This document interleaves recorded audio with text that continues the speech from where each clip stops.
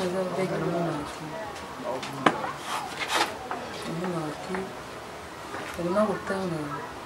Quand on a 5e maison, on a senti que la nuit se fout. Nous se couche. Donc, à l'église, l'église est mêlée. Changement, tout ça. Dernièrement, tu as une église où on a qui la salle ici, mais simité. Passer un patin, surtout que l'hôpital. Nous sommes passés dans Nicolas. Nous passons au l'hôpital. Pas que nous on t'occupe l'hôpital. Vous mettez quelqu'un dans le pour vendre la carte. Pour moi, nous t'occupe l'hôpital à Zaki. On a besoin de faire des choses qui sont à l'hôpital. Alléluia. Tu fais tout ça à Kanda. Nous sommes à casa, malade de vous.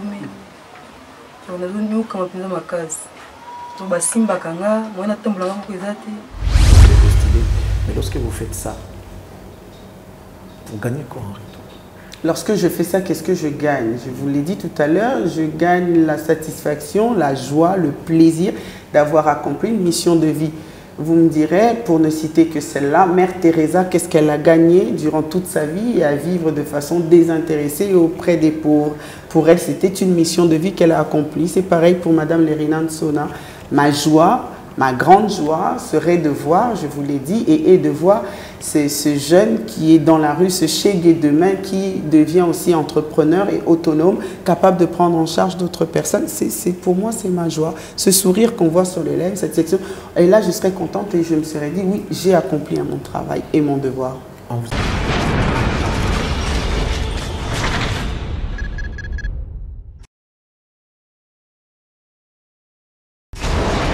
Hela ma ona ekolo samona bwala roga misil na ningina loba oyekoya heya. Tous les plaisirs pour nous de vous savoir très nombreux devant vos postes téléviseurs, devant vos computers pour le compte de cette émission Impression qui vient encore vous visiter cette semaine, donc c'est dimanche. Mesdames et messieurs, merci de nous faire confiance. Merci également pour ceux-là qui disponibilisent leur temps pour nous regarder. Vos commentaires et suggestions nous permettent de pouvoir améliorer notre façon de travailler. Nous vous disons merci et on vous rappelle tout de même que votre choix sur Cactus Télévision est un choix judicieux. Cet après-midi, mesdames et messieurs, nous sommes venus chez vous pour vous parler du social. Nous allons recevoir une dame de cœur, on peut le dire comme ça, qui a une vision et après un bon bout de temps, elle est revenue au pays pour implanter une fondation, question de venir en aide à ceux qui en ont besoin. Cette dame s'appelle Madame Lerina Nsona, que nous avons le plaisir de recevoir dans cette émission Impression. Je crois qu'avec lui, Torosolo Lamarambo Ebele, ça pourra peut-être vous inspirer, ça pourra également donner l'idée à ceux-là qui tâtonnent encore de pouvoir faire quelque chose. Elle est avec nous, Madame Lerina. Bonjour. Bonjour à vous, Monsieur Charles. Très heureux de vous avoir sur ce plateau. Le plaisir est partagé. Merci beaucoup. Alors, on va parler de votre fondation. Parlez-nous un peu de votre, comment on dit, cette inspiration est venue comment, et les gens voudront peut-être savoir, c'est là qu'ils ne savent pas, connaître Madame Lerina Nsona. D'accord, Madame Lerina Nsona vit en France depuis plusieurs années maintenant, ayant quitté le Congo à l'âge de 6 ans, donc étant très jeune à cette époque-là, n'avait vraiment pas grand-chose de la vie. C'est bien après que j'ai commencé à poser des questions, à vouloir connaître mes origines, parce que mes parents sont nés ici, et moi-même d'ailleurs. Au fil du temps, j'ai eu un tableau qui m'a été brossé du Congo, au travers des images, au travers des informations. J'ai pu voir le Congo, mais en moi, si vous voulez, il y a toujours eu ce fardeau, ce besoin d'aider, d'apporter assistance aux personnes donc, qui m'entourent. Et encore une fois de plus, j'ai été choquée par un reportage en voyant des jeunes filles mères, des jeunes adolescentes, donc une enfant qui s'occupait aussi des enfants. Je ne pensais pas que ce tableau était réel. Je pensais que ce n'était pas vrai, que c'était une mauvaise image qu'on voulait faire passer encore de l'Afrique, comme très souvent. Et lorsque je suis revenue au Congo, je l'ai vécu de mes propres yeux, j'étais choquée. en voyant une jeune fille avec un enfant en plein après-midi dans les rues de Kinshasa vendre de l'eau. Je m'approche et je lui demande combien coûte toute cette bassine. Elle me dit donc c'est 10 $. Je lui donne les 10 $ en disant voilà ce que je peux t'apporter comme soutien. Tu peux continuer à vendre parce que je ne boirai pas toute cette eau, mais que cela puisse t'aider à augmenter au fait ton fonds de commerce. C'est comme ça. Et de là est venue et cette idée s'est renforcée encore davantage, donc de venir en aide à cette population. D'où est né dans mon cœur l'engagement. Je me suis dit je dois faire quelque chose, à mon niveau en tout cas, apporter une assistance, apporter une aide à ces personnes, à ces jeunes filles au fil du temps.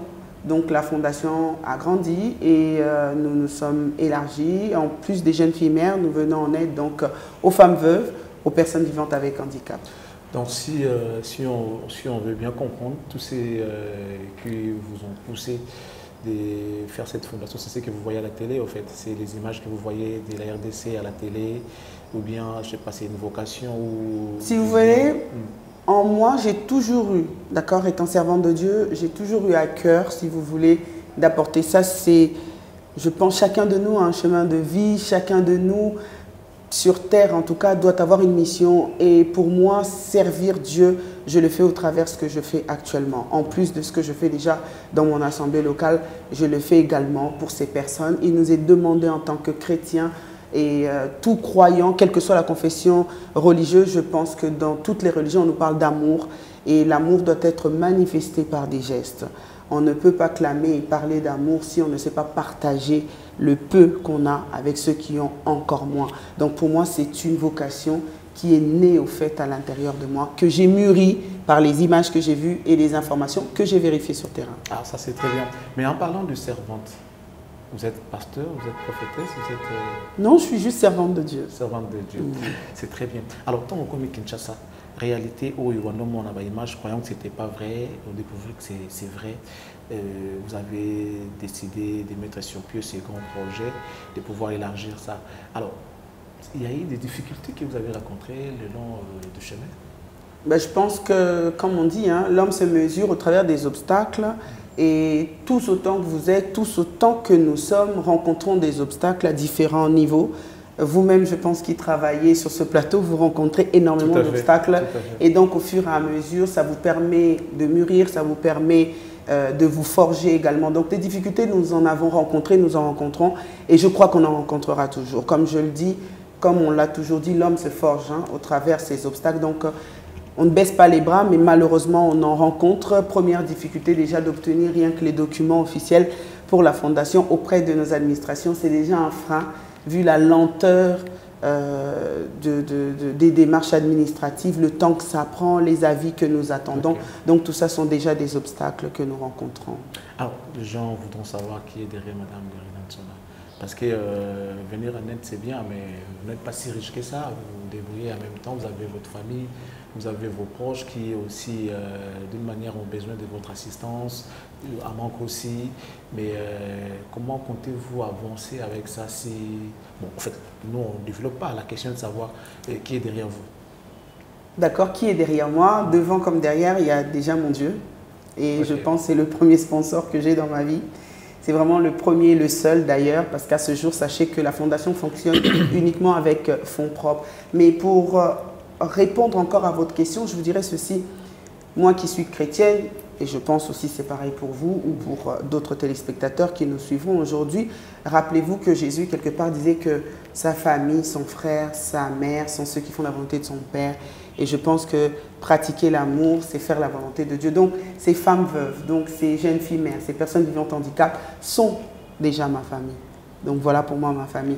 Mais concrètement, comme ça, dire que je suis soutenue, je suis accompagnée par telle ou telle institution ou même individu, je n'en ai pas à ce jour. Vous n'avez pas de partenaire? Non, je n'ai pas de partenaire à ce jour, mais vous êtes déjà le premier partenaire puisque vous nous prêtez déjà votre chaîne. Donc, c'est déjà un premier partenariat et nous vous en remercions pour cela. Ok.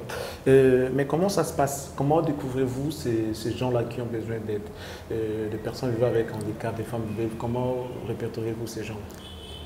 Comme vous le savez, la ville de Kinshasa est divisée en 4 districts. Donc, nous avons décidé de mettre des points focaux dans ces différents districts où donc, nous avons des adresses et ces jeunes filles mères ces femmes veuves, ces personnes viennent s'enregistrer. Oui, viennent s'enregistrer, viennent adhérer si vous voulez. Okay. Ouais, c'est une adhésion qu'on fait à une fondation, parce que nous avons différents programmes, à savoir est-ce que les programmes leur correspondent, est-ce que ce que nous proposons correspond à leur attente, et à ce moment-là, oui, ils peuvent adhérer et faire partie de la fondation Lerina Maya, la Télémaï Avance. Lerina Maya, la Télémaï Avance, mais apparemment, vous vous occupez que de la femme, apparemment. Parce que, non, dans les personnes vivantes avec handicap, nous avons aussi des hommes. Okay. Et il y a aussi les enfants de la rue. Mais comme vous le savez, faute de moyens, l'argent est le nerf de la guerre. Donc sans argent, on ne peut pas prendre toute la ville de Kinshasa, malheureusement. La volonté est là, okay. Les programmes sont là également. Ce sont les moyens qui mettent un frein. Mais je crois que par la grâce de Dieu, au fil du temps, les personnes de bon cœur viendront mettre main forte à ce que la fondation avance. Mais je crois que d'une manière ou d'une autre, vous aurez toujours besoin de partenariats. Les gens qui peuvent vous aider sur le plan financier. Sur le plan financier. Et si jamais le ministère des Affaires sociales vous contacte pour travailler avec vous, je sais pas. Parce que avec plaisir, parce que ce que nous faisons, c'est accompagner nos institutions nationales. Je pense que les institutions nationales travaillent déjà pour ça. Et les fondations viennent s'ajouter parce que la demande est tellement grande, le besoin est tellement grand. Les jeunes filles mères, justement, nous travaillons pour limiter ce phénomène. Vous serez d'accord avec moi. Donc, le service, le ministère des Affaires sociales, si aujourd'hui, grande serait notre joie s'il nous appelait et nous proposait donc de travailler d'une manière ou d'une autre. Comment faire pour joindre? Alors, nous avons un numéro de contact qui passe sur l'écran. Vous pouvez nous contacter sur ce numéro ou sinon, vous avez le plus 33 6 32 52 85 54. Plus 33 6 32 52 85 54. En plus du numéro de Kinshasa qui défile donc sur le bas de l'écran. Ok. Je crois que le message est passé, mesdames et messieurs. Vous pouvez contacter Madame Lerina Ntsona pour les comptes de la Fondation. Ça serait une bonne chose parce que comment pouvons-nous aimer Dieu si on ne sait pas aimer nos propres prochains qui sont avec nous, qui vivent avec nous? C'est très difficile. Nous devons commencer par aimer nos prochains. Pour la Saketolinga Nzambe. Il y a des gens qui prétendent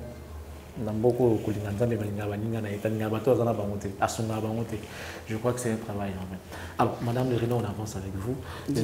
On va déjà, Brave va nous aider à faire défiler les images des actions que vous avez déjà opérées.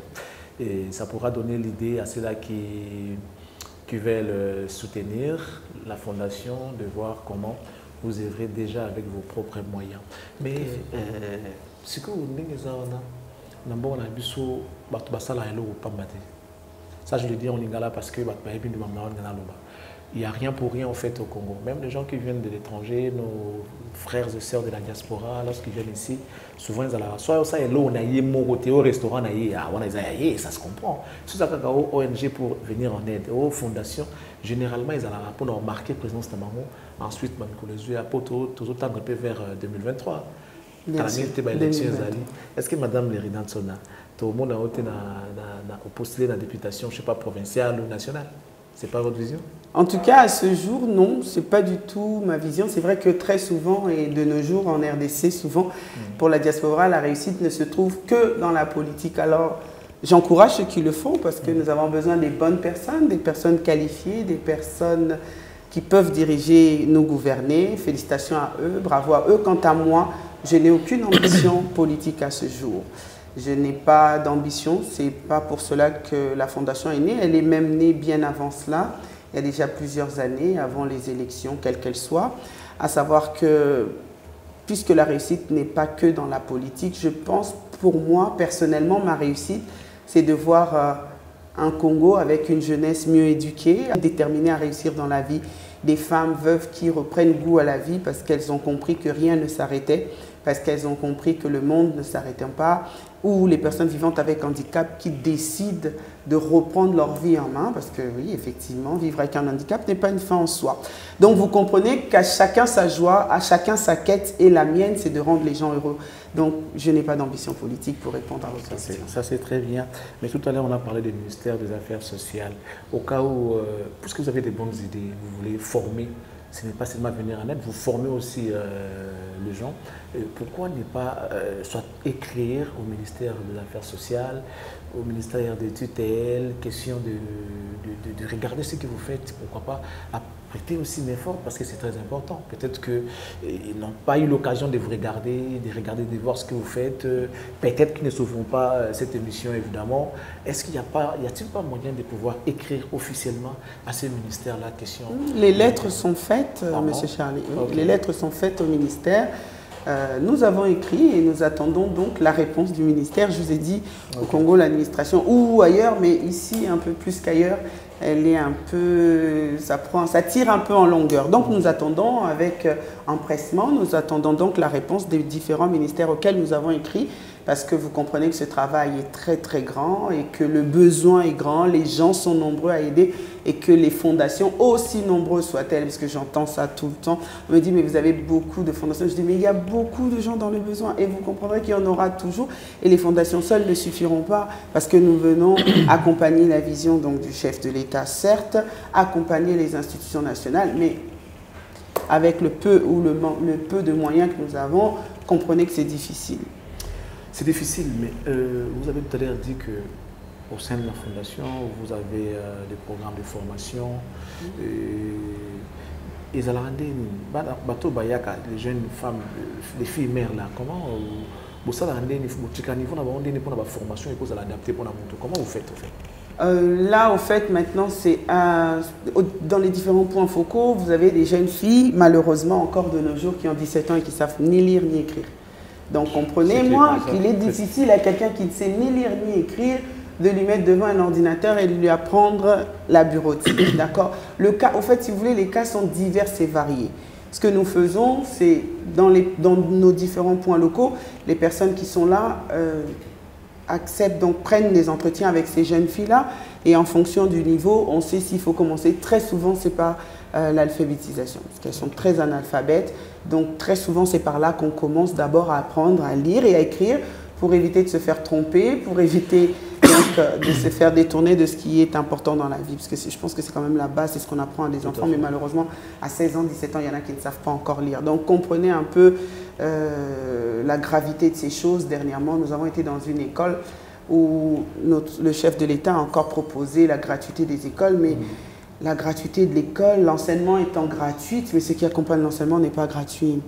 Et vous comprenez que les classes sont donc surchargées avec des moyens toujours identiques. Donc, quel niveau de l'enseignement? Et donc, nous accompagnons ces jeunes filles mères, ces mamans veuves également. On commence par l'alphabétisation. Pour ceux qui sont déjà dans le commerce, et les fonds de commerce qu'on essaye de renforcer par des microcrédits pour leur permettre comme ça de donner un souffle et leur permettre d'avancer dans la vie. Mais jusqu'à quand va cette prise en charge? La prise en charge, c'est jusqu'à l'autonomisation de la personne.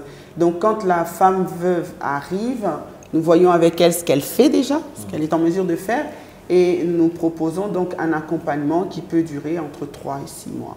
Ok, voilà. C'est très bien. Est-ce que vous comptez gagner en retour? Parce que entre nous, même si vous n'avez pas besoin de postuler, mais lorsque vous faites ça, vous gagnez quoi en retour? Lorsque je fais ça, qu'est-ce que je gagne? Je vous l'ai dit tout à l'heure, je gagne la satisfaction, la joie, le plaisir d'avoir accompli une mission de vie. Vous me direz, pour ne citer que celle-là, Mère Teresa, qu'est-ce qu'elle a gagné durant toute sa vie et à vivre de façon désintéressée auprès des pauvres? Pour elle, c'était une mission de vie qu'elle a accomplie. C'est pareil pour Madame Lerina Nsona. Ma joie, ma grande joie serait de voir, je vous l'ai dit, et de voir ce jeune qui est dans la rue, ce Chegué demain, qui devient aussi entrepreneur et autonome, capable de prendre en charge d'autres personnes. Pour moi, c'est ma joie. Ce sourire qu'on voit sur les lèvres, cette section, et là, je serais contente et je me serais dit, oui, j'ai accompli mon travail et mon devoir. En vous écoutant parler, une question m'est venue en tête. Je voudrais vous demander, lorsque vous regardez l'Église aujourd'hui, ce que vous faites, n'est-il pas le travail de l'Église? ce mais que je vous suis faites. Mais non, mais l'église, non? vous n'êtes qu'une Oui. chrétienne, une servante qui a une vision de Dieu, mais les pasteurs, nos bergers, nos dirigeants dans des églises, est-ce que ces travail-là ne revient-il pas à eux? Parce qu'eux, ils encadrent, ils ont l'argent de l'offrande, ils ont l'argent des dîmes. Est-ce que peut-il pas regarder à côté pour voir ceux qui en ont besoin? Question de leur venir aussi en aide. Parce qu'à l'église, ça ne se passe pas comme ça. Je pense que la Bible est écrite pour tout le monde. Chrétiens que nous sommes, l'aumône est demandée à tout le monde. C'est-à-dire, vous qui êtes chrétien, vous devez pratiquer l'aumône. Donc, ça ne revient pas qu'aux pasteurs, ça ne revient pas qu'aux églises. Par contre, là où je voudrais attirer l'attention et interpeller nos pasteurs, nos bishops, nos docteurs, nos apôtres, c'est que réellement dans l'église, on doit retrouver cet amour premier qui est d'assister les personnes dans le besoin. Donc, essayons de revenir à la source. L'église n'est plus ce qu'elle était malheureusement aujourd'hui, à cause de beaucoup d'autres choses qui rentrent en ligne de compte. Néanmoins, si l'Église pouvait m'écouter aujourd'hui, quand je parle de l'Église, je parle des différentes églises locales bien sûr, et prendre cette partie aussi dans nos assemblées, regarder autour de nous, surtout ici à Kinshasa, un bon nombre de personnes souffrent, bon nombre de personnes sont dans les quêtes, sont dans la rue, et bon nombre aussi de personnes sont dans nos églises. Donc si déjà nos églises pouvaient faire un geste de bon cœur, je crois que Dieu nous bénira également. C'est le travail de tout le monde. Donc mettons-nous tous au travail dans ce sens-là. Je pense que nous aurons des personnes beaucoup plus joyeuses. Les enfants que vous rencontrez, ne vous ont-ils pas dit, je ne sais pas, un ou deux parmi eux, ne vous ont-ils pas dit que si peut-être ils se retrouvent dans la rue, c'est à cause d'un pasteur qu'il a traité d'un sorcier, je ne sais pas, ces histoires-là sont fréquentes ici chez nous. Oui, ça aussi je l'ai entendu, beaucoup entendu d'ailleurs. Donc oui, ici aujourd'hui, j'ai fréquemment entendu cette question en disant que beaucoup de chégués, les enfants qui sont dans la rue, se retrouvent dans la rue parce qu'ils ont été attrapés de sorciers, parce que, mais en fait l'église, il y a vraiment un problème je crois. Mais ça c'est pas le sujet d'aujourd'hui, mais on va quand même en parler. S'il fallait agir de cette manière, je crois qu'il faudrait chasser tout le monde de l'église. Okay. Selon moi, je pense, en commençant par les fidèles devront chasser les pasteurs et les pasteurs devront chasser les fidèles. Ça veut dire qu'on doit fermer les églises. Parce qu'il n'y a pas de différents péchés. Devant Dieu, tout est péché. Ce n'est pas seulement le sorcier qui est plus pécheur que le voleur. Non, devant Dieu, le péché reste péché. Et il est écrit qu'il n'y a pas de juste, pas même un seul. Donc si nous partons par là, personne ne devrait rester dans les églises. Nos pasteurs, s'il vous plaît, revoyez ça. C'est être sans cœur, accuser comme ça des enfants, à tort ou à raison, peu importe. Mais si dans nos assemblées, ces enfants sorciers n'arrivent pas à trouver de guérison, où est-ce qu'ils vont aller? Le but de l'église, c'est abriter, c'est la ville de refuge. Aussi mauvaise et méchante que je puis être, mon dernier recours et mon dernier refuge se trouve à l'église. Nous le voyons très souvent, les gens, lorsqu'ils ont fait une certaine marche dans la vie, arrivés à un moment donné, ils abandonnent, ils trouvent refuge à l'église, ils disent j'arrête le tout et je vais me réfugier auprès de Dieu. Donc si même Dieu ne sait pas accepter ou accueillir les autres, où va-t-on? Où va l'église? Que fait l'église? Là, franchement, mes pères, aidez-moi, surtout sur ce point-là.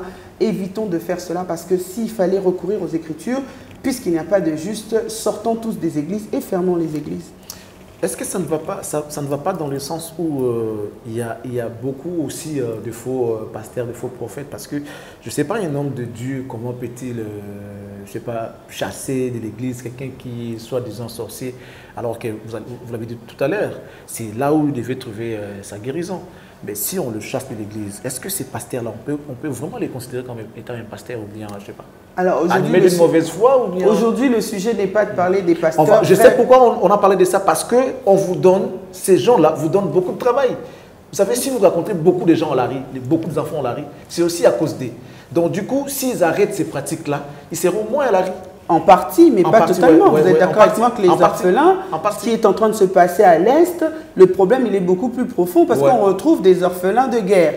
Nous avons en face de nous une servante, c'est pourquoi on a fait allusion aux serviteurs. Tout à fait, mais regardez ce qui se passe à l'Est, les orphelins qui sont là-bas, ce n'est pas les églises. Ouais. Donc là, d'accord, ce n'est pas les églises, hein, c'est encore plus... Parlons du pasteur, parce qu'ils sont spirituels.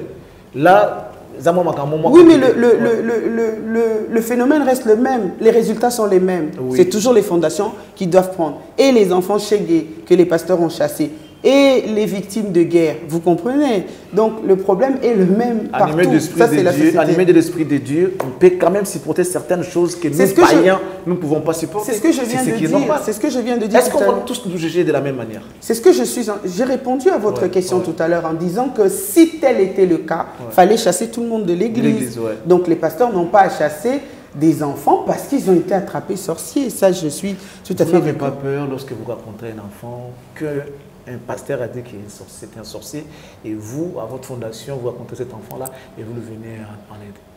Non, parce que celui qui est en moi est plus fort que celui qui est dans le monde. Et la Bible dit que l'amour couvre une multitude de péchés. Ne vous inquiétez pas, mon protecteur, mon bouclier, c'est Dieu. J'ai confiance en ce Dieu-là. J'exerce tout simplement sa parole, je la mets en pratique, c'est tout. Beaucoup de Congolais vous regardent en ce moment, Madame Lerina Ntsona. Quel message pour ces Congolais-là qui ont beaucoup d'argent et qui ne savent pas quoi faire avec cet argent? Waouh, vous avez beaucoup d'argent et vous ne savez pas quoi faire avec votre argent. Ou même vous avez beaucoup d'intelligence et vous ne savez que faire avec votre intelligence. Même vous savez bien parler, vous ne savez que faire parce que vous n'êtes pas écouté. La fondation Lerina Maya, la Télémaï Avance, ouvre grandes ses portes à toutes ces personnes de bon cœur qui ont les moyens financiers, matériels et qui ne savent que faire avec. Même si vous savez quoi faire avec, mais nous interpellons quand même parce que nous avons besoin de votre aide, nous avons besoin de votre soutien et de votre apport, quel qu'il soit, aussi petit, aussi insignifiant qu'il puisse être. Des fois, vous savez, il y a des fonds de commerce qui démarrent avec 20 000 francs congolais, donc l'équivalent de 10 $. Je pense que les personnes de bonne foi, les personnes qui nous regardent, n'hésitez pas. Vous avez donc nos coordonnées. Appelez, contactez-nous. Nous saurons faire bon usage de tout ce que vous pourrez donner. Et bien sûr, vous pourrez toujours faire le suivi avec nous. Les gens qui ne sont pas vulnérables, mais qui ont des projets et pas de moyens pour mettre en exercice leurs projets, ils peuvent aussi vous contacter? À ce niveau-là, nous avons un programme, mais je ne vais pas en parler aujourd'hui parce que c'est pour l'année prochaine, un grand événement qui arrive et à ce moment-là, nous pourrons parler de ça. Donc comme on est encore en train de préparer l'événement, je ne pourrai pas en parler aujourd'hui. Mais oui, nous pourrons également soutenir les personnes qui ont donc des projets viables, mais qui malheureusement n'ont pas de moyens. Nous organisons très prochainement un grand événement ici à Kinshasa qui pourront justement faire la promotion de ces jeunes talents. La fondation, si jamais c'est une idée que moi je suis en train de donner, dans le cadre d'Osunga, on lancer des collectes au cas où on a besoin de faire quelque chose et que les moyens sont insignifiants. On lancer des collectes des fonds dans la fondation, par exemple, et que la fondation n'a pas l'espèce pour le faire du coup. Ou bien peut-être que la fondation veut donner, bon, on a une vision à binoter, mais est-ce que je vois, vous voulez venir en aide à ceux-là qui en ont besoin? C'est vrai, on parle de femmes veuves, de filles mères, des personnes vivant avec handicap, et puis peut-être un peu fondation pour ça peut s'attendre à bon à l'école, puisque vous pouvez aussi regarder l'éducation. Oui, bien sûr, on a eu cette demande aussi, on a eu cette demande dans une école. Dans ces cas-là, on ne peut pas lancer une collecte de fonds. Ah bien sûr, papa, je vous ai dit tout à l'heure qu'on était, la fondation n'attend que ça. Contribution, apport, soutien de quelque nature que ce soit. Donc après, faire une collecte pour une cause bien précise n'est pas exclu, si vous voulez, de cette fondation. Dernièrement, on a reçu un coup de fil d'une jeune fille qui est devenue aveugle à Kassangou. Elle voyait avant. Oui, qui voyait avant, mais qui est devenue aveugle. Donc elle a entendu parler de la fondation. Par hasard, elle appelle, on reçoit son appel. Nous sommes donc déplacés à Kassangoulou, visiter cette famille qu'on a soutenue financièrement. Mais encore une fois, le besoin financier, ce n'était pas vraiment ça. Le besoin, c'est de soigner cette jeune fille. Au moment où je vous parle, elle est à Kinshasa, à l'heure précise. Nous l'avons prise en charge et elle est en train de se faire consulter auprès d'un médecin. Donc, vous voyez que les besoins sont grands, les besoins sont multiples et les moyens sont insuffisants. Donc, lancer une collecte n'est pas du tout hors course. Et pour le cas de la jeune fille, elle peut retrouver la vue? Elle s'appelle Fallon, je ne sais pas, ça va dépendre du diagnostic des médecins. C'était quoi, une maladie? Qu'est-ce qui est arrivé? Selon les médecins, ça ne peut pas arriver comme ça de façon inopinée, c'est qu'il y avait déjà des antécédents médicaux. Ouais, il y avait déjà des antécédents, peut-être qu'il y avait des signaux qu'ils n'ont pas su déceler avant qu'elle ne tombe malade. Donc là, elle est en train de se faire ausculter précisément dans un des hôpitaux de la place. Ah, Inch'Allah. te souhaiter bonne guérison. Oui, c'est Fallon. Elle s'appelle Fallon. Fallon, on te soutient. En tout cas, on te souhaite une très très bonne guérison. Si Dieu va encore faire de sorte que Mona et ils allaient se pour Nabisuna, Madame Lerina, car moi, un témoignage, ça la très bien. Oui, vous la verrez dans les téléspectateurs pourront la voir. On va montrer les images de Fallon. En tout cas, courage, hein, Fallon, courage. Madame Lerina, nous enchaînons vers la fin de l'émission. Oui. Quand vous venez comme ça, vous venez pour combien de temps en fait? Ça fait combien de temps depuis que... Là, présentement, j'ai fait 2 mois et demi à Kinshasa. Quatrième voyage? C'est mon 4e voyage. 4e. Oh là là, c'est beaucoup quand même, c'est énorme. Hein, ouais, tout énorme, ça, séjour. Oh là là, que Dieu vous bénisse. Amen. C'est pas facile. Pour te dire, c'est pas ma facile. On a vu ce ming d'ailleurs, force à la restaurant. Parce que bon, entre nous quand même, bon, sur ça, hyper restaurant, on va en bénéficier. Mais bon, comme c'est une vision que Dieu vous a donnée, on ne peut pas vous en vouloir. Non, dans le séculier, il y a autre chose, mais sinon, pour la fondation, en fait, on va dissocier les choses. Dans le séculier, on fait autre chose. Je travaille moi-même les gens en France, mais à part ça, pour la fondation, c'est vraiment une entité à part. Alors, parce qu'entre autres aussi, en plus, au-dessus de tout ça, je sers le Seigneur. Donc, vous voyez que différentes casquettes, différentes missions à accomplir. Donc, voilà. Franchement, c'est très bien. Alors, on va marquer une petite pause avant de se dire au revoir. Vous allez regarder ces images dont on parle de... Fallon en images. Après, on va se retrouver pour chuter avec Madame Lerina Nsona. Suivez. Merci.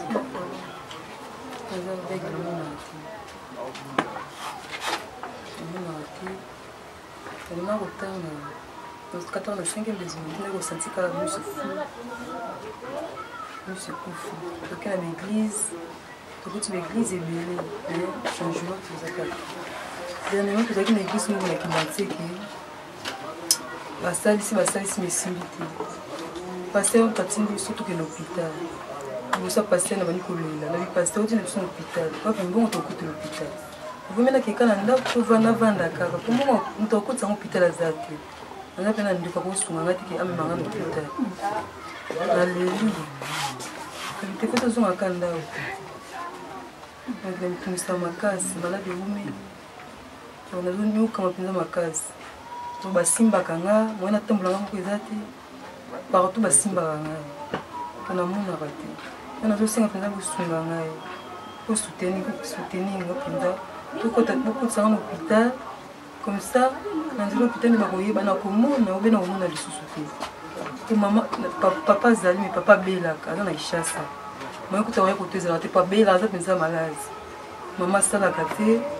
Donc vivement toujours difficile, donc on était bandé peu sous les athées. Donc dans ce sens, on a des sujets sous moi. Vous finissez à payer. Beaucoup de sang au hôpital, tu es ben non comment on a sous-souté. Pour nous un plan de quoi beaucoup de sang au hôpital. Vous finissez à payer maman.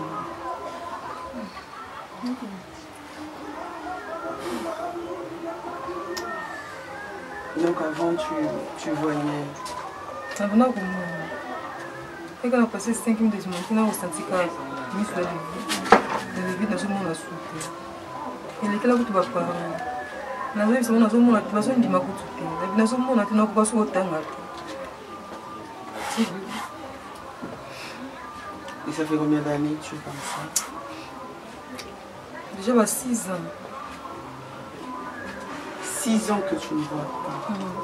Quand on te rencontre dans l'hôpital, tu me rencontres dans l'hôpital qui est me soumettre, je vais dans l'église, l'église jusqu'à là changer mes acquittés.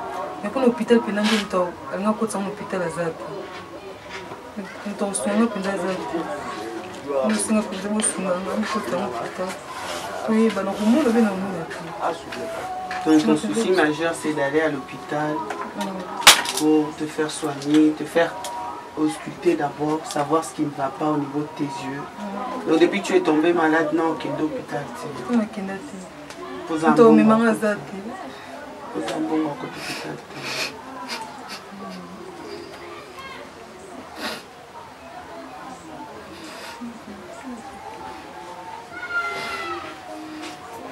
Mais pourquoi tu pleures? Où est la femme? Non, souffre ma casse. Est-ce que tu penses qu'il au-delà des médecins peut aussi guérir ta cécité? Est-ce que tu penses qu'il y a un Dieu peut-être qui au loin a écouté tes cris et a dépêché? Regarde, il y a papa, papa, papa, maman, maman. La tonnière se trouve dans le cancota, la Zamba longo ici bateau quelque part, rien que pour toi. Comment ça me va merci.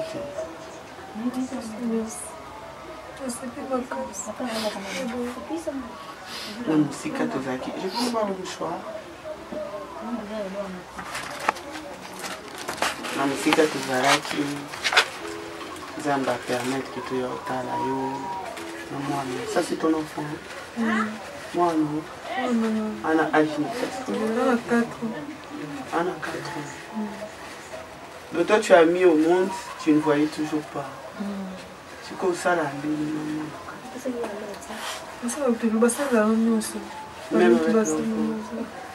C'est ta famille qui t'aide par rapport aux besoins quotidiens.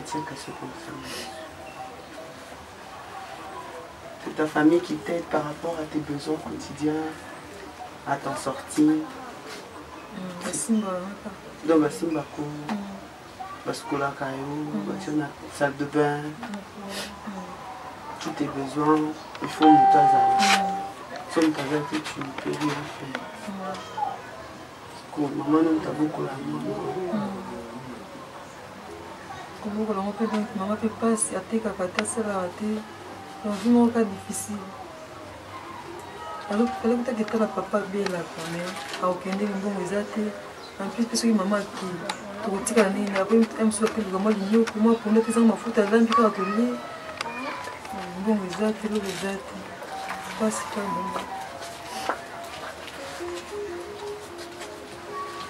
bon. Donc, aujourd'hui, au fait, besoin de Fallon à toutes les personnes de bonne foi, à toutes les personnes de bon cœur, le besoin de cette jeune femme que vous voyez, mère célibataire, jeune fille mère, avec son enfant de 4 ans, son besoin, son unique besoin est de recouvrer la vue si possible, c'est-à-dire subir cette opération. À savoir qu'avant cela, bien sûr, vous avez vu les conditions dans lesquelles elle vit, elle et sa famille, l'endroit où elle vit.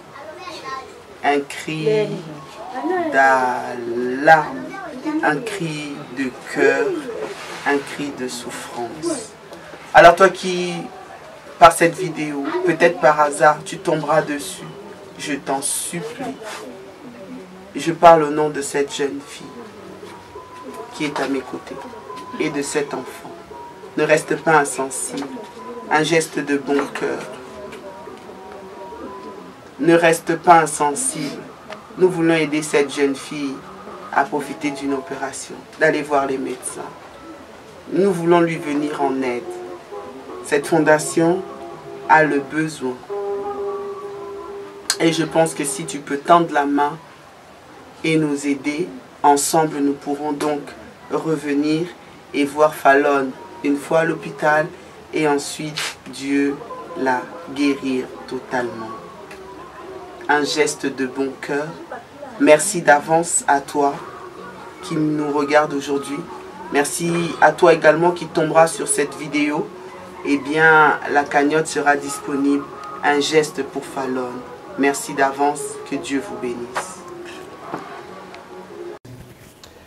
Voilà, vous avez suivi ces images de notre sœur, notre fille Fallon. Elle est ici prise en charge par la fondation Lerina Mayala Télémaé Avance. Je crois que vous aussi, vous pouvez contribuer à ce que Bateau Bazal a besoin, besoin de satisfaction, et je crois que Dieu vous bénira. C'est très bien. Alors, Madame Lerina, nous sommes arrivés à la fin. Mais avant de se quitter, on aimerait avoir un tout dernier message de vous concernant ceux-là qui ont disposé de leur temps pour vous regarder. Certainement, ils ont compris quelque chose. Mais avant de se dire au revoir, quel message encore pour eux? Donc, avant de se dire au revoir, je dirais, pour finir, chacun de nous a une phrase qui l'accompagne. Quant à moi, ma phrase c'est Téléma et avance, parce que j'y crois qu'avec la détermination, avec la volonté, on peut parvenir au sommet. Donc à toute personne qui nous écoute, quelle que soit la situation, le mot de la fin et ma phrase à moi, c'est lève-toi et avance. En travaillant, en avançant, on arrivera au sommet. C'est très bien. Pouvez-vous nous rappeler votre numéro d'ici? Parce que c'est là qui sont avec nous ici, pourront peut-être vous contacter à travers ces numéros.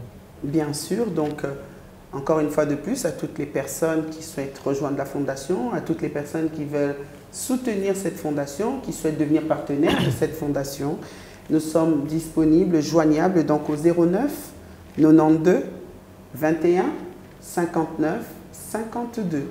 09 92 21 59 52. Vous avez également le plus 33 6 32 52 85 54. Plus 33 6 32 52 85 54. Voilà, ainsi prend fin cette émission, mesdames et messieurs. Merci de nous avoir disponibilisé votre temps. Merci de nous regarder jusqu'à la fin. Et c'est là qu'ils vont agir, que Dieu puisse vous bénir, venir en aide aux personnes qui en ont besoin. Je crois qu'il y aura Dieu dedans. So, salut à mon ami qui va. Merci beaucoup à vous. Quand on veut, on peut. Il suffit de vouloir et vous allez pouvoir. Merci beaucoup à vous tous. Nous allons nous retrouver très prochainement. C'était spécial Fondation Lerina Mayala, Téléma et Avance. Et nous, on vous dit merci. Que Dieu vous bénisse et qu'il bénisse la RDC. Au revoir.